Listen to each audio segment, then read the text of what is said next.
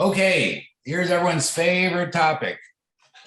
It's about raising money and then how are we going to continue to spend it to keep doing all the good things that we do in the foundation. And first of all, concluding my first year, I just want to thank everyone for all your support, going through kind of cleaning up where we were, and I just see great things moving forward. So I just want to thank everyone. Even asking the hard questions are sometimes the best questions. And if it's ever anything that you have a question on, I don't have an answer, we'll get it. We'll figure it out. And that's one of the best things I think about what we're able to do. Okay, Allie.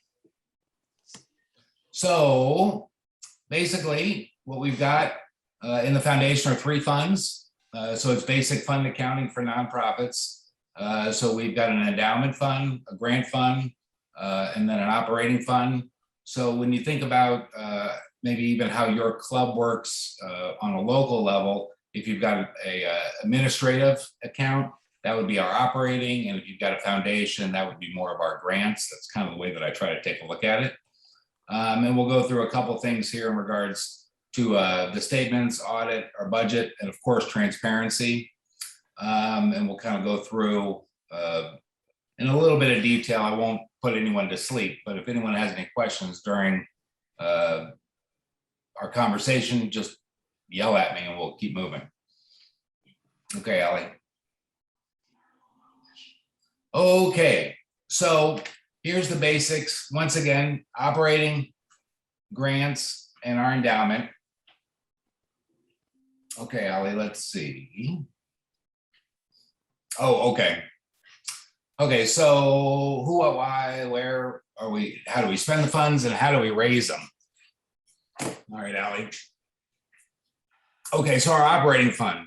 So that is basically our administrative costs, our administrative fund, which would be everything that's going to cover things such like our auditor, some of Allie's salary, our audit, printing, telephone, basic operating expenses, some trustee meetings, postage, etc.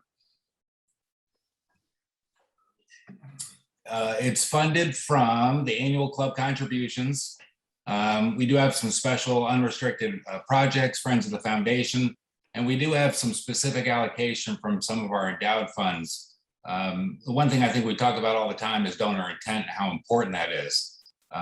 When any documents that come in, either trusts or scholarships, if they make a request to have some of that money allocated for administrative costs, we will oblige by whatever that document says, like it or not. So we do get some allocations from that as well. As you know, clubs are asked to give $8 per member, or a minimum of $160 on an annual basis, and that these funds are utilized for our administrative needs and expenses. So our grants fund. So this is, that's exactly right. So it equates to kind of our service project or a foundation kind of accounts. And this is what, depending on the time of year, when I get the most busy. So this is going to be everything from our matching grants, service leadership programs that we do, mini grants, and it is effectively a separate class of assets the way that we keep our books. So how do we make our money from our grants? Well, there's yearly income. Basically, we get sustaining memberships. We do get disaster relief gifts at times, and that is restricted. Any kind of recognition plaques or memorial gifts that are given, that goes into the grants fund as well. We do get yearly, so every year the endowment, there's actually a transfer that is based on either what the document says, or for the general endowment that we have, we get a recommendation from our investment committee about what percentage we can spend based on June 30. That then comes over for the next fiscal year, and that's how we plan on what we can give and how we allocate those funds and how we can continue to processes that we do. Go ahead, Allie. Let's see. Okay, so Caring Corner is a district project. And then the proceeds from that comes in to help fund the SLPs. It can be anywhere, on average, it goes anywhere between 25 and 30,000 that goes directly for the SLPs. Go ahead, Allie. So our endowment. Now this is the most interesting thing that I think that the way that we try to restrict our funds. So when we think of the endowment fund throughout the year, anything that comes into the foundation that isn't allocated specifically towards grants. For example, the Blackman Fund would be a fantastic example of the way that comes in. As those contributions come in, that is specifically goes directly into the endowments. And that continues to grow. And then on a year-over-year basis, it's I believe with Blackman, it's 5% drawdown rate is what they figured. So during the entire year, that income comes in, but it is only in the endow side. It is not specific for yearly grants. And that's correct. It's over $5 million currently, and that's from a lot of sources. Anyone in the financial world knows that the power of compounding interest, and even the small gifts that continue to come in, they continue, and they grow and grow and grow. And that's what allows us to give more and more on a year-over-year basis. Okay, so here's where the money comes in for the endowments. Robert Thaw, Ralph Davis gifts for the fellows. There can be corporate and restricted gifts. The Legacy Society, and then of course, any kind of investment and plan giving. So that is one of the things that I know that we're working on, just what it said before in regards to Legacy Society. So that can be gifts that are put in currently, or those could be gifts that that have been designated to the foundation upon death. And then of course, scholarships are also basically in the endowment. So every year, Keith will tell me, here's what our budget is, or the scholarship committee is requesting.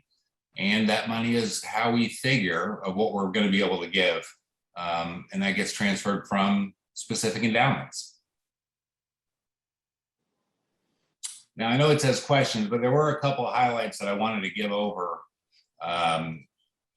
in general, just from a prior to current year based on funds. So even on from the budget side that was approved, the amount of grants that we've got scheduled, which would include Blackman, the Baitland grants, matching, mini grants, we're scheduled to give a little under $250,000 this coming fiscal year, which is absolutely amazing of what we're able to do. For SLPs, it'll be a little over $50,000 that we've got budgeted in there. And that is, those are the endowed funds being brought over, plus grant funds that that come through.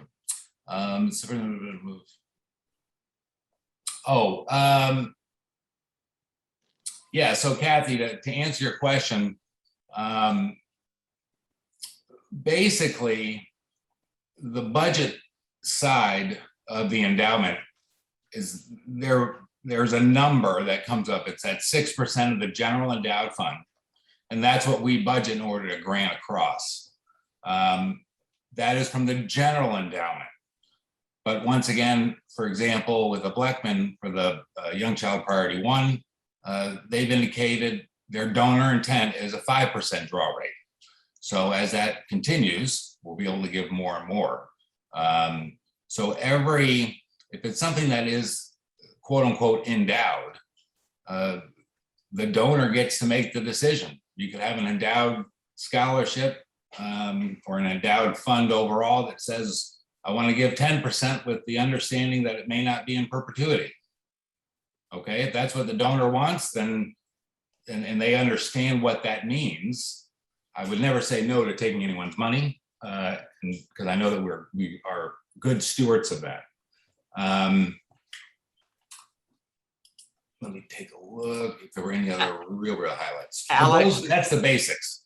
Alex, just as a follow-up to last night, if someone is interested in creating a scholarship, a $1,000 annual scholarship, that endowment would need to be a $20,000 minimum, or you could start off with a $10,000 endowment that would award a $500 scholarship. So that's the 5% rule that was established in creating those scholarship funds. That's correct. And I think one of the biggest things that I'll be working on in probably the next 2 or 3 weeks is that while if anyone's ever had an opportunity to review our financial statements, we know that we have got a general endowment, and then we do have some sub accounts. So for example, the Bleckman account has a sub investment account.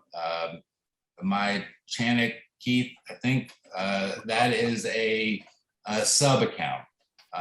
The Baitland is a sub account, but we do have other endowed funds that are within those endowments. So for example, one of the things that we spoke about was the Past Lieutenant Governors Association. They've working on getting their the scholarship endowed.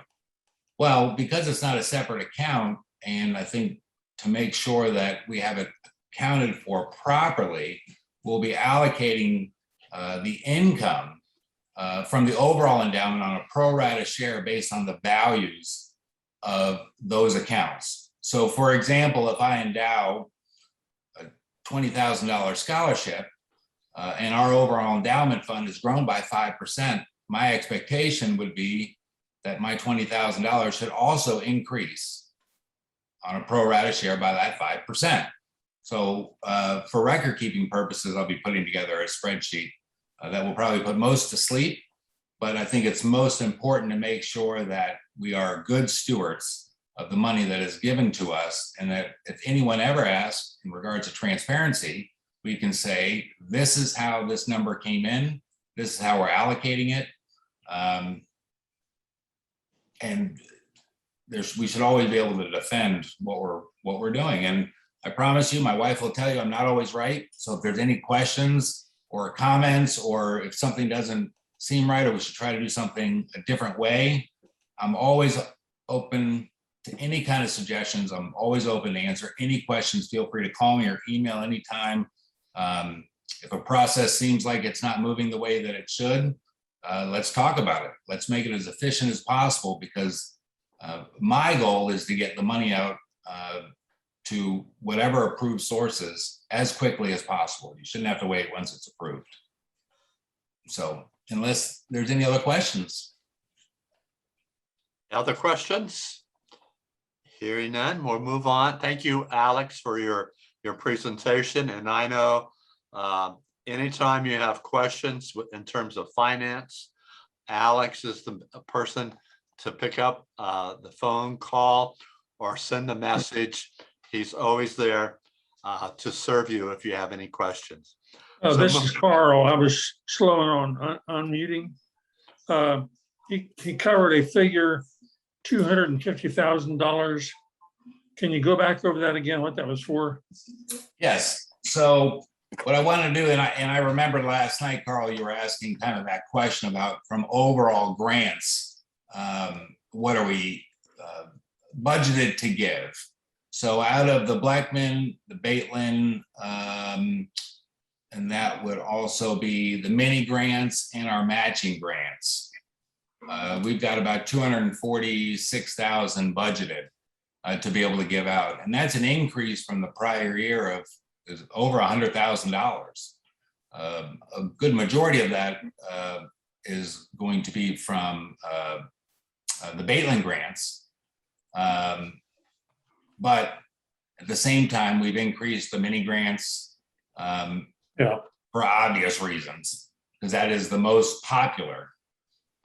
Sometimes I can't keep up with those. Those are the ones I'm gonna start using FedEx overnight, get these checks out to you guys right away. Okay, thank you. Other questions? Hearing none, let's move on to Ally, our executive director, who will be talking about fundraising and social media. And I believe part of it will be the trustee portal as well. So with that, Ally. Well, thank you. Well, thank you all for being here tonight. Can everybody see my screen now? Yes. Okay, awesome. Well, as we get started, I just wanted to take a moment to thank you all truly for being here. We know it's 2 nights that you've carved out away from your family and work, and we really do appreciate it. We know that your time is valuable, and you certainly are our biggest asset. So we're excited that you're here. As Dan went over yesterday, your role with us is vital. You really are our boots on the ground. You're the faces, you're the representation of every division, and we wouldn't be successful without you. And with that said, you really are our fundraiser. So tonight, we're going to go over a little bit more of our, sorry, I'm just letting people in here. 1 second, okay. You really are our fundraiser. So we'll go over a little bit of each giving program. And then if there's any questions at the end, of course, we can go over them a little bit more. So before we talk about the actual fundraising, let's talk a little bit about our impact. Keith, Dan, and Alex have talked a little bit about this already. And at the end of the month, we'll be sharing our impact numbers throughout the whole year, which this has been something new for the foundation. In the past 18 months, we began to gather this data and share it throughout our entire database. And if we take a moment, we can really celebrate all of your hard work. So to give you an idea of what the foundation has done here just recently, in the last 6 years, the foundation, you all have provided over $51,000 in hurricane relief. Last year, during the midst and the craziness of COVID, right in the beginning when we weren't sure where we were getting masks and PPE and what the world was kind of looking like, our officers and all of the division trustees came together and there was over $38,000 granted.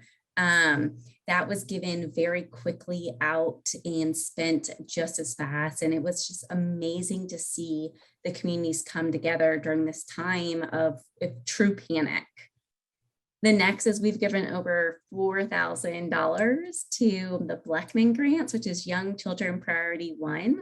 So this is pregnancy through age 5, and we'll talk a little bit more about these. Tommy touched on them last night. They're just such fun programs that are going on statewide. And then last, there has been over $51,000 granted to special programs for physical disabilities. And we'll continue to share some of these stories throughout social media. And again, more impact numbers at the end of the month. That email blast will actually go, it's scheduled the 28th. So you'll have these numbers real time in your inbox as well. And Carl, I'll make sure that we send a copy over this for everyone before then, just in case. So Dan does a great job of saying this, but truly we're not able to make an impact without our donor generosity. And it's because of them that we continue to make such a big difference in the state. So we will continue to work together to recognize and thank and honor our amazing donors, which make grant opportunities possible statewide. So from here, we're going to talk a little bit about each one of our giving programs. And then if there's any questions at the end, again, we can kind of dig into them. As of today, the foundation provides the 2 highest honors within the district. We have the Ralph Davis Fellows and also the Robert W. Thaw Fellows. The Ralph Davis Fellow, which is on the left side of your screen, that's with a $1,000 gift, which Alex already went over. And We recognize each one with a plaque and a medallion and a pin. We hope that you sport that medallion at decon. You can see example right there in the middle. And this is after our first president, which we'll go a little bit more into in a second. The second is the Robert Thaw Award. This comes with a $500 or more contribution, or it's 20 years of sustaining membership gifts.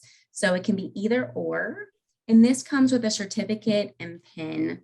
We recognize all of these donors online on our website, if you would like it to be, and then also we would like to celebrate on social media and email blasts as well. So as you present these, please include us.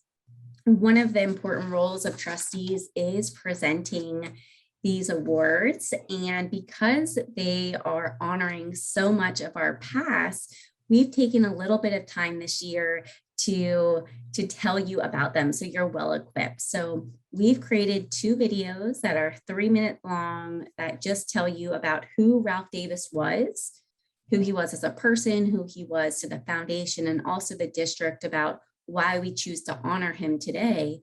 And the same with Robert Thaw. So these are available on our Facebook, YouTube, and trustee portal. So as we asked you to present these, you have these as tools in your bucket in case you would like them. So sustaining members, this is the one that becomes the Thaw. Dave, are you loving all of the great pictures that I've included in here for you? I didn't know it was not needed. No, I'm so glad. So as you guys can see, we've included photos that people have been sending us. This is our sustaining membership program. This was created to support the overall endowment in our grants program. I'm sure you've heard this program is the bloodline for our grants and especially our SLPs. And that truly is the case. Until a point in time where our endowment is self-sustaining, each year we have to re-fundraise. And this is one of the ways we do this. So it can be an annual gift of $25. It can be by a club or individual. Each member receives a pin, and after 20 years, just like we spoke about, they will be recognized as a Robert Thaw Fellow. In addition, we ask that clubs become 100% participation. If they're supporting an SLP, this is a great way for them to support the foundation. Also, we recognize them on our website, email blasts, and as you begin to talk about our new fiscal year, which is so quickly approaching October 1st, this is a good time to talk to your clubs about the annual gift of sustaining members of that $25 and talk about August. Elizabeth is a great trustee that does this. She has a lot of her clubs planned to give in August where they can give a $20 donation compared to a $25 donation. Also, Kathy is another one of these trustees that really has done a great job of helping her clubs give, but also within the parameters which they're able to, especially as COVID has affected so many of our clubs. The next is that annual club gift. We talk about this so much. This program was designed to help the overall function of the foundation and the programs. It is an $8 per member suggested gift, or it's $160. As these gifts come in, you'll get a really nice friendly email from me letting you know that we've received the gift, our website has been updated, and we'll be sending out a patch to you. We also want to take time to recognize these clubs. It's been feedback that we've been getting that clubs are really, really excited to be getting thanked. And there's long-term rivalries in divisions about who makes the first donation. So we want to make sure that we help fuel those. So if you're presenting patches, please send us pictures. We want to see them. The next is our Friends of the Foundation program. This is an annual gift of $120, or it can be monthly installments. This can be done on QGive. Also, it can be done annually, however you best want to set this up. A member receives a pin, and then they're entered into a quarterly drawing for travel prizes. The last 2 years, we've been really kind of clever with how we've gotten around this. We did monthly drawings that were tech items. We've done quarterly giveaways now. We've given away an iWatch, a GoPro, you kind of name it. So we're still trying to engage with our friends of the foundation, even though we are limited with our travel prizes. Hopefully that will change in the next year. And this fund really supports the overall foundation in the programs. Again, in August, this goes on sale as well for $100. So as you talk to your clubs and others about participating in this program, this is one in August, which can be at a discount. The next is our Legacy Society, and this is truly the pride and joy of some of our long-term trustees. Jim Wiley, our immediate past president, oversees this program, and we'll be learning a little bit more about this. So the Legacy Society was created and established to recognize and honor generous individuals who major gifts provided for the future of the Florida District. And this is really important because Robert Thaw was the Florida governor who recognized the financial need of the Florida SLPs. And in an effort to think about the long-term strategy, he dreamed of the foundation to financially support them. And especially the SLPs, they were his passion. And this program, really follows suit to his dream. So this Legacy Society is an opportunity for donors to give $5,000 or more. It goes into our endowment, and because the earnings are what's spent, their gift truly will be there forever. So it will continue to make an impact.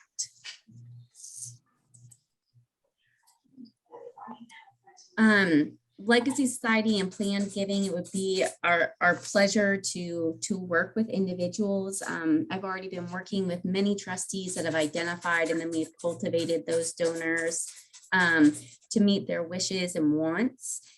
Like I said, Jim Wiley is our immediate past president, and Jim Davis is an incoming trustee, which is spearheading our Legacy Society and planned giving. So in addition, we have some learning tools regarding our Legacy Society, which we're going to be rolling out here in the next month. A basic video of kind of the basics of planned giving, what that means, how you can give. And then also some of our just generic forms, our designation forms and general information that we can use. We have two specialty funds, as Alex talked a little bit earlier about. We have the David and Donna Bateland Fund, which this was a part of their trust. And then we have our largest living donors, Will and Rachel Blackman. As of today, many of our clubs have been recognizing their leaders with gifts to the Blackman Fund with a framed certificate with a $1,000 gift or more. This fund was launched just a little over a year to almost 2 years ago, and we are nearly to $90,000. So we're really excited. We are hoping that we will hit that mark by the end of the month. If not, we know that we will within the first couple of weeks of October. As of today, we actually have a pledge over 100,000. So it's been a very exciting year for this, and all of these funds go directly to early childhood grants. Some additional fundraisers. We have our golf tournament, which is an annual event held at Econ. It's usually the first day or day prior to Decon. Jim Wiley, again, heads this up. He is our event chair, and this year we'll be having a committee as well. Last year we did yard invasions for Northeast Florida. We do recognition plaques. This is an annual program. Some of these plaques could be Kiwanis of the Year, thank you for presidents, and memorials. Also, we do virtual fundraisers through Facebook, Instagram, and email challenges. So we went over a lot, and I know I went very fast. So this is a cheat sheet for our giving programs. Our Ralph Davis Fellow goes into our endowment fund. Scholarships, with the exception of Maya Check. How'd I do there, Keith? No, didn't get it, huh? Goes into endowment fund. Sustaining members. This is the tricky one, everyone. Remember, sustaining members ultimately become Robert Thaw's, and when they become a Thaw, it's a 50% to grants and 50% to endowment. And Alex went over that earlier as well. Recognition plaques go into grant funds, and then we have the 4 that go into operations: Friends of the Foundation, golf tournament, annual club support, and corporate sponsorships. It's been such a pleasure and honor to take the time to recognize, thank, and celebrate our donors, both on a club and individual level. And we need your help doing this. So as gifts come in, I'll reach out to you and let you know that they're here. We'll help to schedule plaques to be presented, whether it's virtually or in person. And if you would like our officers or other trustees to come, we would like to share the word and come and celebrate you or celebrate them. And in addition, Dan, Jim, and I all write personal thank you cards, which is just a nice touch to thank our donors. Okay, I see all the chats going, you guys. I'm super sorry. I'm going to get to it in a second. As Keith said earlier and Dan said a little while ago, it would be our pleasure to work with any donors interested in investing in the creation of a grant or scholarship. And then ways to give. So as of today, there's a couple ways to give. You can give in person. At Decon, it would be Alex or my pleasure to take any payment. But also we ask our trustees to take payment. So if you collect a check, we ask that you would do that in person. You answer any questions. We have statements and pledge forms for you to use at your convenience. Also, you're welcome to call. We can process payment over the phone and you'll get an electronic receipt real time. We check our mail every day and process deposits a little bit faster than Alex would always like. But that's a way for us to get payment done quickly. Also, we accept payment online through QGive. This is something at your convenience. You can manage your own account. You can set up recurring payments for any or all programs that you choose to be a part of. And you can pull up your giving statement at any time as well. And then also we offer giving through text. We usually do this throughout the holiday months. So October through December, you'll be seeing more and more information come regarding this. We have 2 affinity programs. For all of those that are using Amazon during the pandemic, please add us on Amazon Smile. This is a great way for us to get some kickbacks and for you to support the foundation. I know everybody loves Amazon. It's very convenient, a little bit too much at times. And then we have Snazzy Traveler. This hasn't been something that's been utilized a lot in the last 2 years, but as people start to travel, this is a good opportunity to start bringing this up again to clubs. 3% comes back to the foundation, and there's a promo code that they can use. It's Florida Kiwanis Travel. We get updates regarding this real time. So as someone uses them to travel, we'll get notified. So the next is, we would love to join you. So if you're hosting a DCM or club meeting, you have questions regarding the foundation, would like a few extra people, or you would like to invite our officers, we would love to take the opportunity to meet with any or all clubs and individuals. We share our news currently through social media, email blasts, and our blog. So if you don't follow us on social yet, please take a minute to do so, especially Facebook. We're sending and updating things every week. So we want to make sure that you're in the loop and we're communicating that with you.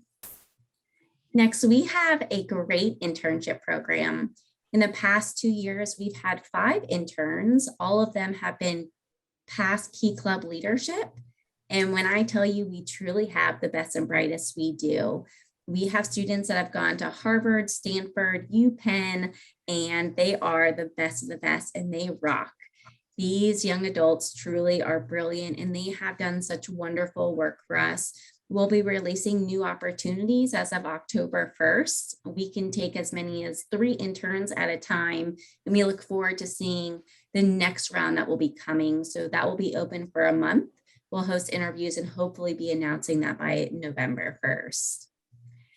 Last year, we had a special scholarship. This is something that marketing development did for our 50th logo contest. It was so cool. If you've seen our 50th logo, oh, actually, if you look at Dan's background, that's our 50th logo. And that was designed by Alex Garcia, which was a student. He's actually going to Harvard and he became an intern. So pretty impressive.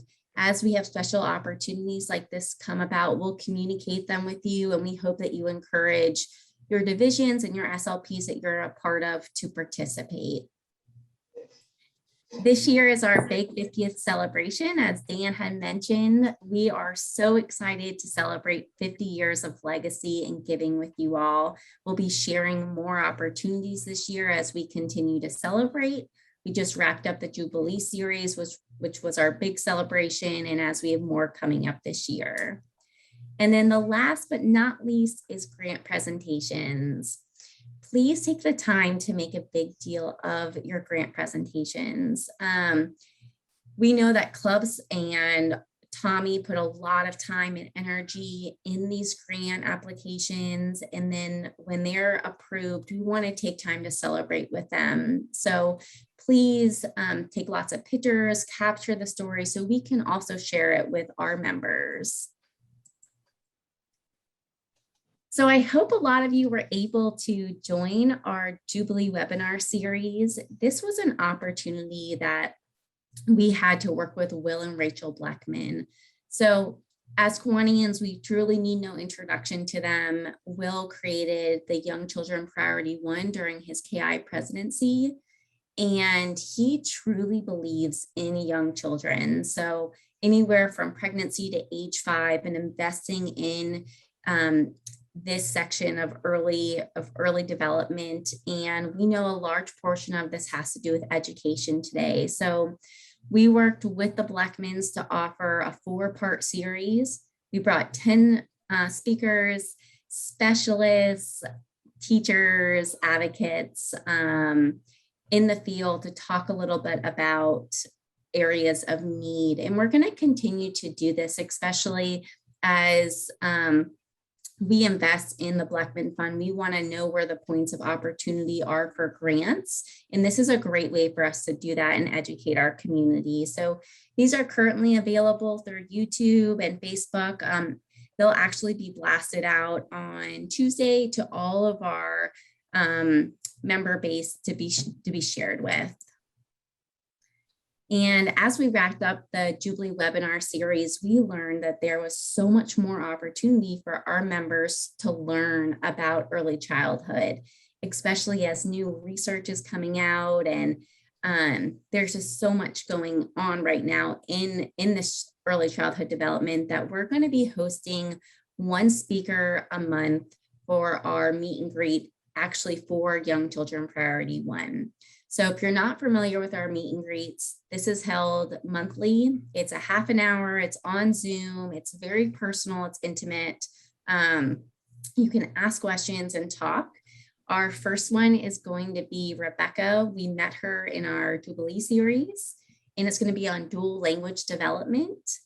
And then we'll have Joanne Whitson with Early Learning Coalition, which if you're involved at all in an Early Learning Coalition in the state, you probably have heard of her. She's got a great YouTube channel. We'll have Rachel in November talking about the importance of grandparents. And then we'll have Danielle in December, and she also has a great YouTube channel. So we're going to be learning a lot in the next couple months regarding early childhood. So we changed our address about 15 months ago, and we've almost updated every club, but we still have a few stragglers. So please share the good news that we have updated our mailing address. And this is a great way to reach us. Also, this is the office line and our generic email. However, you're welcome to call me directly, text, or email. I'll get back to you usually within 24 hours. Also, this is just a reminder to please share the stories of our donors. So our story really can't be told without their story. So what's going on in our divisions, in our clubs, we want to hear where the grant dollars are going, who's getting impacted. So please take the time to work with the clubs to fill out the grant reports and send in pictures. This is some of what happened here recently. Paige had a back to school event that the Florida Kiwanis Foundation had a table at. You can see Jerry in Division 22, our interns, Dennis presenting a check, and so much more here. So please continue to send those in, even if it's a text. I really appreciate it. I'll make sure that we spread the good news. So I see a bunch of questions down here. I'll slowly go over these if that's okay. So Kathy, yes. So Friends of the Foundation is for the operating fund, 100% of that.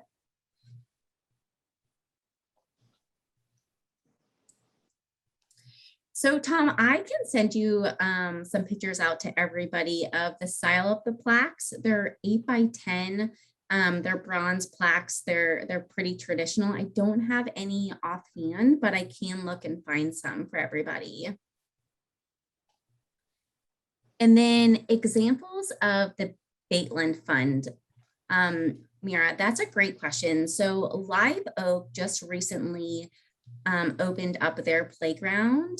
They've added a play with music portion. If you follow us on Facebook, you can see this. They added drums and a xylophone and a few other great portions.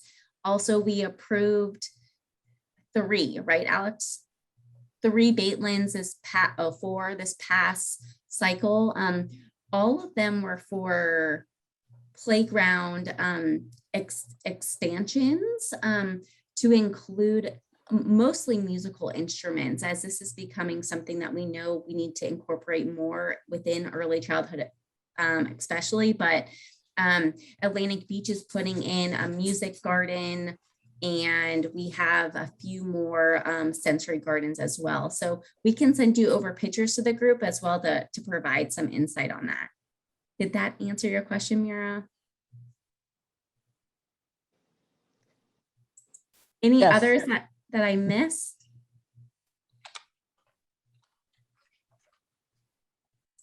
No? Okay. So actually, the next person who it would be our speaker would be Gwen, Secretary Gwen, but Allie and I have decided to split Gwen's presentation up. So we're going to start off with Allie, and then you. The only thing after Allie between you and being free will be me. So I'll leave it at that. Allie, you're up. Okay, well, I will be quick. Well, all of you know Gwen, she is our fantastic secretary. She does so much work behind the scenes, and we really could not do as much without her. So this is her. We wish she was with us tonight. So some of the resources available to you all are past trustees, our officers, which you've now met almost all of our officers, and myself. We're available to answer any questions or concerns that you may have. Also other trustees. Some of our trustees have found that grant proposals and suggestions that they learn more from talking with other trustees as they have, one-on-one. So please pick each other's brains, start to have some dialogue to see what's going on in other divisions, which may also help yours. Also, your lieutenant governors are a great source of what's going on in the district and opportunities to work together. We hope that you do work closely with them as you both are trying to accomplish the same goal of bettering the district. District officers and also Melanie, the executive director of the district, would be available for you for any questions as well. And then our website. So the FKF website is always undergoing some changes. So we're always trying to improve this and make it a little bit more user-friendly. So on our website, we'll have updated brochures. We have literature PowerPoints for you. We do have a display booth that's at our decon. And also if you have an event that you would like banners or swag items, tablecloths, it would be my pleasure to ship them to you or come in person and help you set that up. Paige is a great example. She just used a bunch of our marketing material a couple of weeks ago for a back to school event. The monthly trustee newsletter, Gwen does such a nice job of putting this together. It's released between the 1st and the 5th of every month. And then it's also on our blog if you don't catch it through your email. Our website again is updated. Our social medias, if you haven't taken the time to follow us, please do so. We're doing a little bit more on Facebook Live. Chuck and Amelia announced their scholarship last year on Facebook Live. We'll be doing the same this year and utilizing that a little bit more. We have our blogs. So our trustee portal. This is a great source of information all in one place for you all. So we'll be sending out the updated, we'll be sending the password out tomorrow with instructions, with screenshots and an updated password then also on October 1st. So located on this trustee portal are giving forms and statements, which almost all of our trustees utilize. An example is on the left-hand side. This was from this past year. And then also this is what it looks like, our trustee portal, when you sign on to it. One of the important things that I think trustees should note is the calendar. So even though you don't serve on all the committees, maybe you're interested in what the grants committee met on before our board meeting, you can see when they meet on our calendar. And then within usually 7 to 10 days, we have the notes uploaded as well. So you can go through the notes, be prepared, know what's going on. This is one of the big changes that we've done in the last 16 months is we're uploading documents as they're approved. So you no longer have to do the massive crunch the night of before a board meeting. You can be up to date with what's going on in our committees throughout the year. So as they meet, you can know what's going on. Also, you're welcome to join any committee that you're not a part of as well. We ask that you just give Gwen, Dan, or myself notice, and we'll make sure that you have the login and that you can come and participate. So please make note of the trustee calendar as well. All right, Dan, back to you. Yes, the Kiwanis Children's Fund, past Governor Allen will be serving as the Florida District Chair starting October 1st. It's a 3-year term. He will be promoting the Kiwanis Children's Fund throughout the Florida District and in partnership with your Florida Kiwanis Foundation. And trustees are requested to provide some assistance in collecting the funds for the Kiwanis Children's Fund. Children's Fund is $6 per member or $120 per club. You're asked to collect the club contributions and forward them on to Alan. You will be getting Alan's mailing address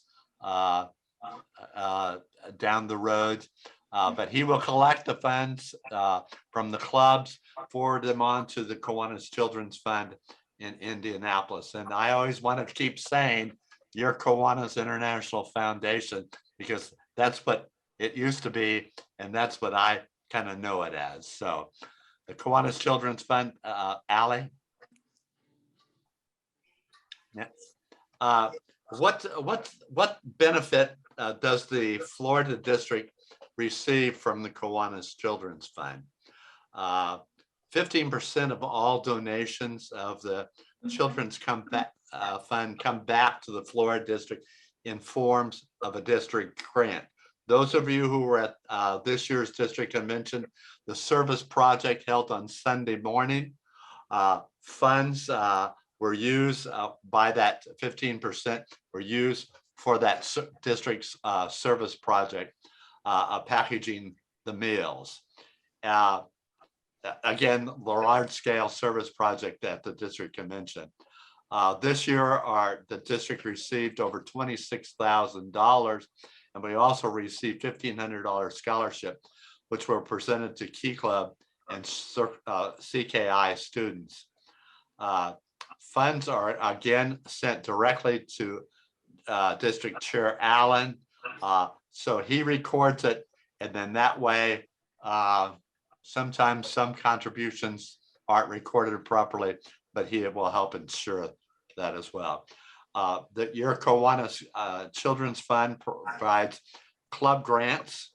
The deadlines are January 1, June 1st, and October 1st, and applications and guidelines can be found on the Kiwanis Children's Fund website. Okay. Another item that we would ask you to do as a trustee is present a program to clubs. I would say clubs and division council meetings. Always be positive, be professional, utilize the tools that we have available, the handouts, the brochures, PowerPoint presentation. Again, it's key to build a working relationship with your lieutenant governor and your club officer. I know in my division, when I served as trustee, the lieutenant governor had monthly president's meetings. I was always at the president's meeting to develop that report.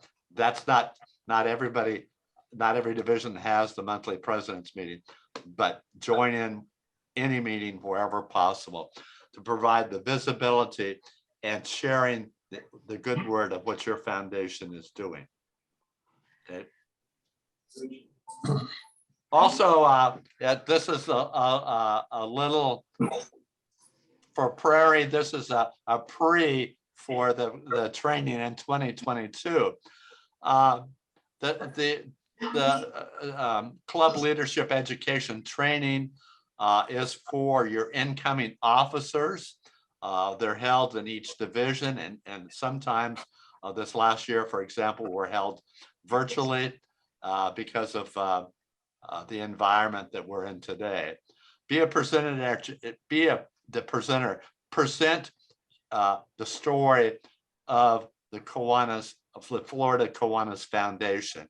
And usually it's about 15 minutes time frame that was allocated this last year.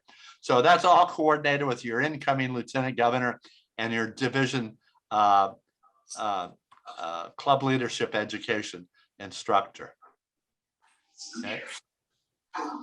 I'll open up for any questions and answers regarding what we covered last night, what we covered this evening, any topic that we didn't cover that you need some guidance and assistance on. So the floor is open for your questions. Dan? Uh, Go ahead. Go ahead, Carl. On the sustaining membership, tell me one more time, when someone submits it on October the 1st, is that's 1 year from that date? Or if they submit it on December 1st, is it 1 year from that date? It's from the date that the contribution is received. So if I do mine every January 1st, because of January is my anniversary date, joining Kiwanis, mine goes from January to January. Okay. And is our system set now?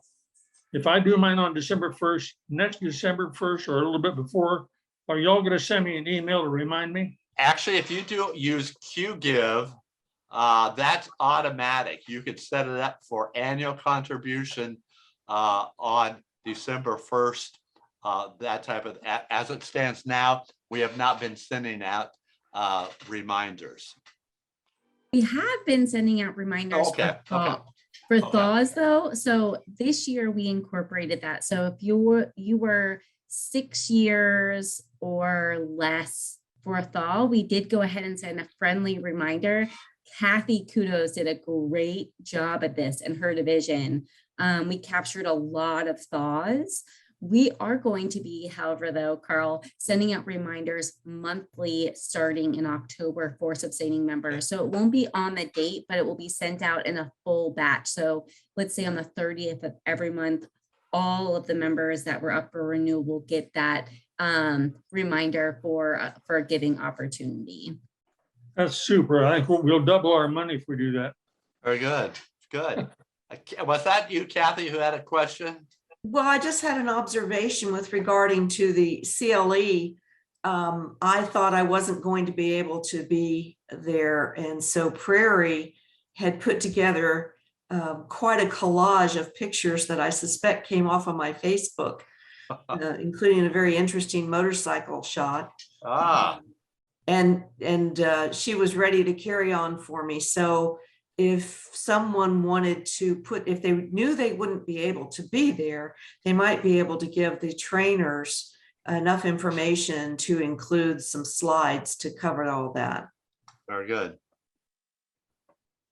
I had a couple of questions, I guess, about the club giving. Is it listed somewhere? You said it was $6 per member. Is that listed somewhere? $6 per member for the Kiwanis Children's Fund.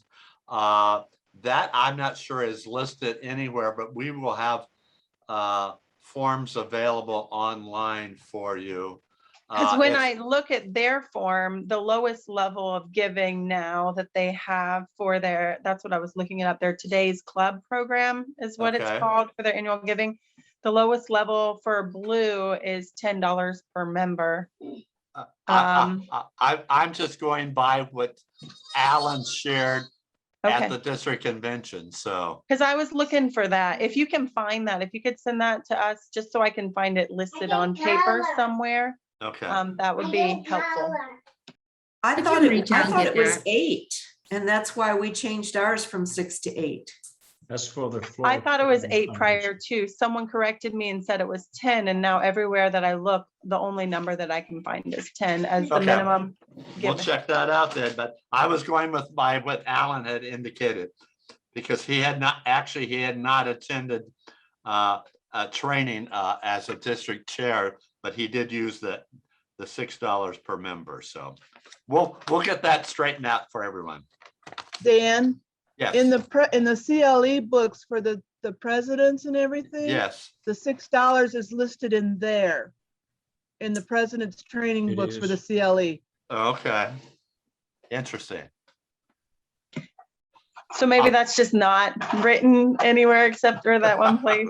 That's the only place that I know that it's written. Yeah. Okay. And so when the treasurers see that in their training, that's where they get that $6 also. I will take the initiative. I will contact Alan and we will work together, and then we will get the word out to you all. How about that? I think if you want to be a distinguished club, you have to have a $10 contribution per member. That is correct. That's the way it was. Mhm. It would be good. It would be good if it came from Alan. If Alan would, communicate that, because that's his responsibility. Okay. I will contact Alan to get this information out to everyone. Any other questions? Hey, Dan, I just had a quick comment. And I just want to thank Ally for making sure that all of that information that we have online that's available is current. And just as an FYI, for all of the people that are so interested in our history, we have got, and I feel bad, kind of bad for Ally, but I've got about 38 boxes of old club history that we are working on uploading and having available. I haven't seen a tax return from 1977 ever. That was the first time. I did show it to my dad, and he remembers having to do it on carbon copy, which is exactly the way that it was. But we have got, and the reason why I thought about that is because I saw it as birthday gifts. And I kept seeing the ledgers for birthday gifts, and now it all kind of makes sense. But we will have a very complete history. It's going to take a little time, but keep an eye out, and it will be online. Like it or not, we're getting it on there. Okay. Alex, originally it was called the Saddleback Program. Yep. Yes, and as a matter of fact, I know who eliminated the Saddleback Program. That was the Saddleback was the foundation trustee took a saddlebag to each club, got passed. One bag was for the district foundation. The other bag side was for the international or children's fund. So, yeah. Dan, would you like me to go to the next slide? Please. You know, I just want to say thank you to each of you for taking the time out of your busy schedule, not only to attend last night and tonight, but to serve as a trustee. A volunteer is a volunteer until they accept a leadership position, then it becomes a responsibility. And as your incoming president, I want to work with each of you to help you fulfill your responsibility to the greatest. For together we can achieve the extraordinary. Imagine the possibilities by making a difference in the life of a child. And again, as I said last night, some see things as they are and say why. Others dream dreams that never were and say why not. I want the 21-22 team to be the team of dreamers, the dream of things that never were, and make them happen. So I just want to say welcome to the 21-22 team. Thank you.